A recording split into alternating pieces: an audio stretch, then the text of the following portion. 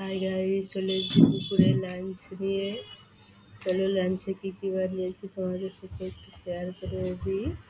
লাঞ্চে আছে সাদা ভাত, তার সঙ্গে স্যালাডটা আছে শসা, পেঁয়াজ, ওইটা একটু রাজবি, আর এটা কালকে মাংস ভেজেছিলাম রাত্রেবেলা, 4 পিস রয়ে গেছে। এটা একটা ভেন্ডি মশলা, বাদাম নারকেল দিয়ে শুকো শুকো ভেন্ডির মশলা, তার সঙ্গে আছে মুগ ডাল, আর এটা হচ্ছে আলু পিঁপড়ে চিংড়ি মাছ দিয়ে কুমড়োটার তরকারি। তোমরা দেখতেই পাচ্ছ আলু পিঁপড়েগুলো তো মোটা মোটা করে দিয়েছি, তার সঙ্গে দুটো চিংড়ি মাছ দিয়েছি, তার সঙ্গে এটা তরকারি, আর সাথে আছে রুটি।